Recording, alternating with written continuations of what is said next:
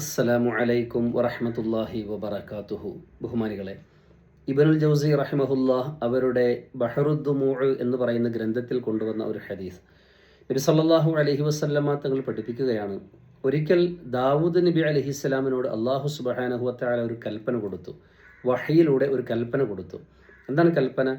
ബശ്ശിരിൽ മുദ്നിബീന, യാ ദാവൂദ് ബശ്ശിരിൽ മുദ്നിബീന വ അൻദിരി സിദ്ദീഖീന. ദാവൂദ് നബിയെ, അങ്ങ് ദോഷം ചെയ്ത ആളുകൾക്ക് സന്തോഷവാർത്ത അറിയിക്കണം.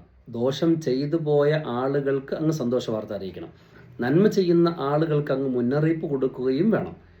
ദാവൂദ് നബി അലൈഹി സ്വലാം ചോദിച്ചു, റബ്ബേ, ഇത് വല്ലാതെ വിചിത്രമായിരിക്കുന്നല്ലോ. കാരണം ദോഷം ചെയ്ത ആളുകൾക്കല്ലേ മുന്നറിയിപ്പ് കൊടുക്കേണ്ടത്? ദോഷം ചെയ്ത ആളുകൾക്ക് എന്ത് സന്തോഷ വാർത്തയാണ് അറിയിക്കേണ്ടത്? അപ്പോൾ അല്ലാഹു സുബ്ഹാനഹു വതആല പറയുകയാണ്, ഓ ദാവൂദ് നബിയെ, ബശ്ശിരിൽ മുദ്നിബീന ബി അല്ലാ യതആലമനി ദംബുൻ അഗ്ഫിറുഹു.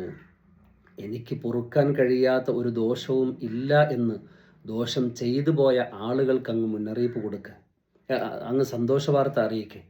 ദോഷം ചെയ്തു പോയ ആളുകൾക്കുള്ള വലിയൊരു സന്തോഷ വാർത്തയാണ്, ഒരു ആശ്വാസത്തിൻ്റെ വചനമാണ്. എന്ത്? അള്ളാഹുവിന് പൊറുക്കാൻ കഴിയാത്ത ഒരു തിന്മയും ഇല്ല എന്ന് മനസ്സിലാക്കി തൗബ ചെയ്ത് മടങ്ങുക എന്നത്. എന്നാൽ നന്മ ചെയ്ത ആളുകൾക്ക് എന്ത് മുന്നറിയിപ്പാണ് കൊടുക്കേണ്ടത്? ബി അല്ലാ യുഅ്ജിബു ബി അഅമാലിഹിം. അവരുടെ അമലുകൾ കൊണ്ട് ഉജുബുണ്ടാകാൻ പാടില്ല, പൊങ്ങച്ചമുണ്ടാകാൻ പാടില്ല. ഞാൻ എന്തൊക്കെയോ കാര്യങ്ങൾ അങ്ങനെ ചെയ്തിട്ടുണ്ട് എന്ന ഒരു ചിന്ത, ഒരു അഹങ്കാരത്തിൻ്റെ ചിന്ത ഉണ്ടാകാൻ പാടില്ല. അങ്ങനെ വന്നാലോ അമലിൻ്റെ മഹത്വം നഷ്ടപ്പെടും, പ്രതിഫലം നഷ്ടപ്പെടാൻ സാധ്യതയുണ്ട്. അതാണ് നന്മ ചെയ്തവർക്ക് മുന്നറിയിപ്പ് കൊടുക്കാൻ പറഞ്ഞത്. തിന്മ ചെയ്തു പോയ ആളുകൾക്കുള്ള സന്തോഷ വാർത്തയാണ്, ആശ്വാസത്തിൻ്റെ വചനമാണ്. എന്ത്?